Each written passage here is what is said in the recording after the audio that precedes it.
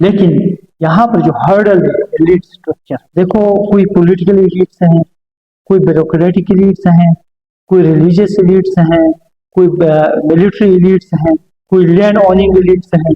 تو اسلام میں بھی ایلیٹ ہمیں کچھ نظر آتے ہیں. عبد الرحمن بن عوف تھے، تو جس طرح سکوت مشرقی پاکستان سکوت کچھ اور ہونے کے چانسز. کچھ ہسٹری سے ہم سیکھیں گے، اس سار کے 14 ٹکڑے ہو چکے ہیں.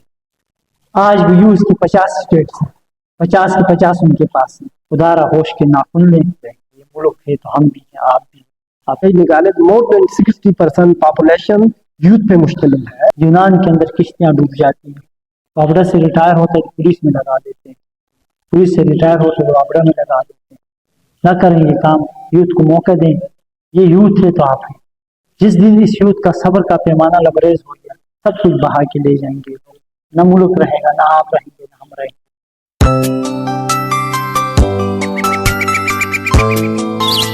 یہاں پر جو ہرڈل ہے ایلیٹ اسٹرکچر، پاکستان کے ایلیٹ اسٹرکچر، اور ایلیٹ اسٹرکچر اتنا مثال کے طور پر ریجڈ اسٹرکچر ہے، وہ کبھی جمہوریت کا یہ اسپیس ہی نہیں دے رہا. نام بھائی، ایک یہ جو لفظ ایلیٹ جس کو ہم اردو میں اشرافیہ کہتے ہیں، تو یہ کس کو کہتے ہیں؟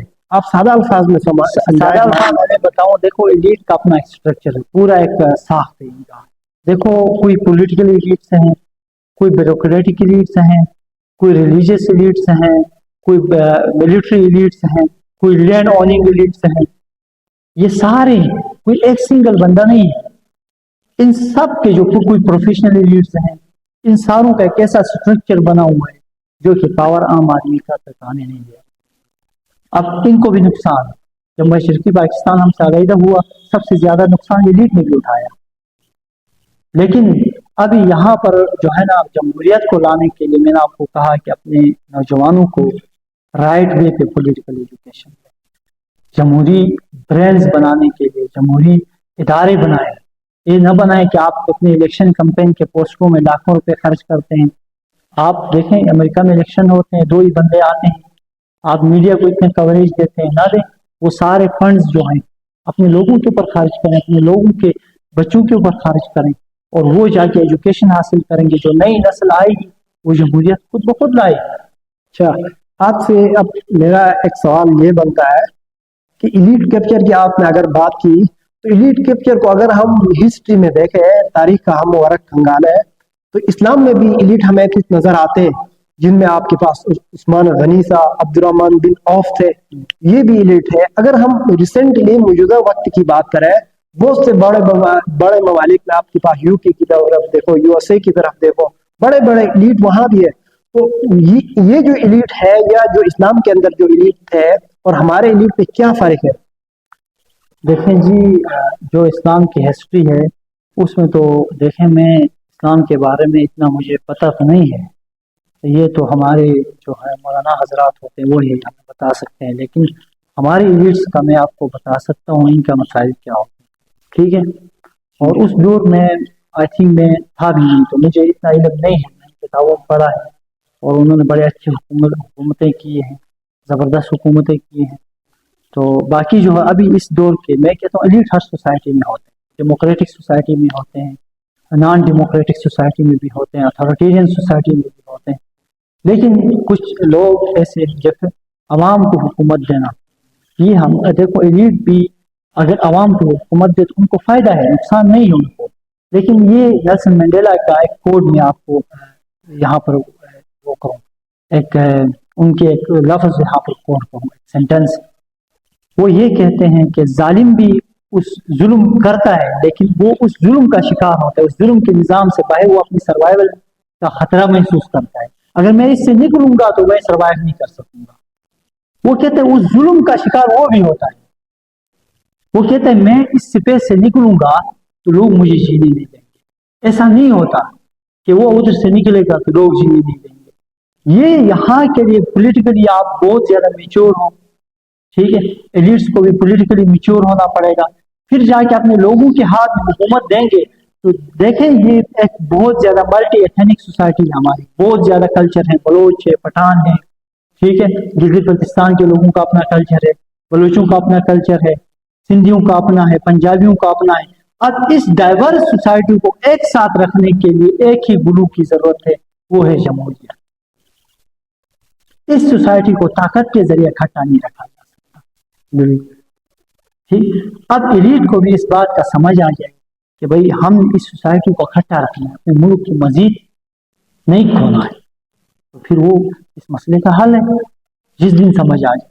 اگر ان کو سمجھ نہ آئے تو سکوت، جس طرح سکوت مشرقی پاکستان ہوا تھا اس طرح سکوت بلوچستان ہو سکتا ہے، سکوت کچھ اور ہونے کے چانسز مستقبل ماضی بعید پہ آپ کو نظر آتے ہیں۔ میں اس کی مثال روس سے دیتا ہوں۔ روس دیکھو، یو ایس ایس آر ایک بہت بڑی دنیا کے اندر ایک پاور تھی، سپر پاور رہ چکا ہے۔ ہم تو سپر پاور بھی نہیں ہیں۔ یو ایس ایس آر کے اندر ایک اتھارٹیرین ریجیم تھی، ایک طاقتور حکمران تھی، ٹھیک ہے۔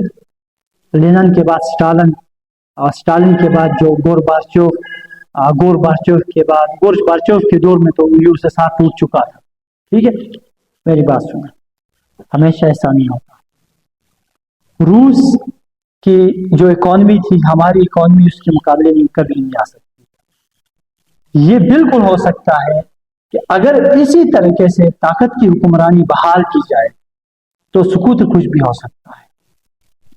اگر حکمرانوں کو، میں آپ کے پوسٹ کاسٹ کے ذریعے میسج دینا چاہتا ہوں، گوش کے ناخن، پولیٹیکل ایکسیپٹنس بہت ضروری ہے، پولیٹیکل ایڈوکیسی بہت ضروری ہے۔ آپ اپنے سیاسی حریف کو تسلیم کریں، برداشت کریں اس کو، اس کے ساتھ پولیٹیکلی مقابلہ کریں۔ جب تک ہمارے جو انفلوئنشل لوگ ہیں انہوں نے پاکستان کو بچانے کے لیے ایک سافٹ طریقے سے پاکستان کو نہیں چلایا تو سکوت کچھ بھی ہو سکتا ہے۔ یہ میں پریڈکشن دے رہا ہوں، اور یہ کچھ ہسٹری سے ہم سیکھیں۔ یو ایس ایس آر کے 14 ٹکڑے ہو چکے ہیں، جو پاورفل تھا، ملٹی پولر ورلڈ تھی، بائی پولر ورلڈ، ایک طرف یو ایس ایک طرف U S S R. U S کیوں نہیں ٹوٹا؟ اس کی جمہوریت کی وجہ سے ٹوٹا۔ جنگ تو اسی نے بھی لڑا، کولڈ وار، سرد جنگ یو ایس نے بھی لڑا 1945 سے 1991 تک۔ لیکن اس کی نہ ٹوٹنے کی وجہ یہ تھا کہ اس میں ڈیموکریسی۔ آج بھی یو ایس کی 50 اسٹیٹس ہیں، 50 کے 50 ان کے پاس ہیں۔ یہ بیوٹی دیکھیں ڈیموکریسی کی۔ اور یو ایس ایس آر جو ایک اتھارٹیرین اسٹیٹ تھی، روس، وہ 14 اسٹیٹ میں تقسیم ہو چکا ہے۔ ایک کوڈ ہے دنیا کا آدھا جس سے یو ایس ایس آر ہوا کرتا تھا۔ اتنا بڑا ملک، ابھی بڑا ہے، ابھی بھی بہت بڑا، لیکن وہ اس سے بھی بڑا تھا۔ کیوں ٹوٹا؟ انہوں نے ایک تو اپنے لوگوں کے اوپر مذہبی پابندیاں لگا دی۔ جب بھی دیکھیں آپ لوگوں کو اوپر پابندیاں لگائیں گے، لوگ اس کو تسلیم نہیں کریں۔ آپ لوگوں کو ان کی مرضی پہ چھوڑ دیں، جو وہ چاہتے ہیں ڈاکٹر، تبھی وہ سوسائٹی بچ سکتی ہے۔ جس سوسائٹی میں ایک دوسرے کے خلاف، ایک دوسرے کے اوپر ظلم ہو، وہ سوسائٹی بکھر جاتی ہے۔ میں گھر کی مثال لے لوں، گھر میں 2 پارٹیاں بن جائے، ایک پارٹی نیچے ہو، ایک پارٹی اوپر ہو، اوپر والے نیچے والوں کو ظلم کرنا شروع کریں، چاہے اکنامک ہو چاہے فزیکل ہو، ایک دن وہ گھر ٹوٹ جائے، بکھر جائے۔ ملک بھی اسی گھر کا مانند ہوتا ہے۔ وہ گھر کے سربراہ جو ہیں ہمارے لوگوں کے لیے میرا پیغام ہے اسی پوڈ کاسٹ کے ذریعے، خدا را ہوش کے ناخن لیں، اپنے ملک کو صحیح سمت میں لے کے جائیں۔ یہ ملک نہیں رہے گا، ہم بھی نہیں رہیں گے۔ یہ ملک ہے تو ہم بھی ہیں، آپ بھی، آپ کے عہدے بھی۔ اچھا، بہت اچھا نظام بھائی۔ تو جیسا کہ آپ کو معلوم ہے کہ پاکستان کی یوتھ تقریباً اگر ہم پرسنٹیج نکالیں تو مور دین 60% پاپولیشن یوتھ پہ مشتمل ہے۔ تو اب یوتھ کے جمہوریت سے کیا توقعات ہیں؟ پاکستان کی یوتھ اس حد تک مایوس ہو چکی ہے کہ انہیں ابھی جمہوریت کی یقین ہی نہیں رہا، کیونکہ ہر وقت یہ الیکشن میں چلے جاتے ہیں اور الیکشن میں جس کو وہ ووٹ دیتے ہیں وہ حکمران ہوتا ہے۔ تو پاکستان کی یوتھ بھی بڑی پریشان ہے، اور یوتھ ابھی دیکھو ہمارے لیے ایک ٹریجڈی یہ ہے، چھوٹی سی اگر کوئی حادثے سے بندہ نہ سیکھا تو بڑی حادثات ہو جاتے ہیں۔ یونان کے اندر کشتیاں ڈوب جاتی ہیں، پاکستانی 40 50 مر جاتے ہیں، پاکستانی چھوٹے چھوٹے بچے ملک چھوڑ کے چلے جا رہے ہیں۔ تو یہ ایک بہت بڑی دردناک کہانی ہے، اور ان کہانیوں کو سمجھنے کے لیے ہماری جو اوپر بیٹھی ہوئی ہے، چاہے پرائم منسٹر ہے چاہے پریزیڈنٹ ہے، ان سب سے میرا ریکویسٹ ہے کہ خدا را اپنی نوجوان نسل کا سوچیں، ان کو نوکریاں دیں۔ جو ایک بندہ ایک جگہ سے ریٹائر ہوتا ہے دوسری جگہ میں اس کو نہ لگائیں، اس کے لیے نوجوان نسل بیٹھی ہوئی ہے، उनके पास स्किल भी है, उनके पास सब कुछ है। आप ऐसे कानून साजी करें कि भाई 3-3 4-4 जगहों से रिटायरमेंट ना लें। वापडा से रिटायर होते तो पुलिस में लगा देते हैं, पुलिस से रिटायर होते तो वापडा में लगा देते हैं। ना करें ये काम, यूथ को मौका दें। ये यूथ है तो आप हैं। जिस दिन इस यूथ का सब्र का पैमाना लबरेज हो गया, सब कुछ बहा के ले जाएंगे। ना मुल्क रहेगा, ना आप रहेंगे, ना हम रहेंगे।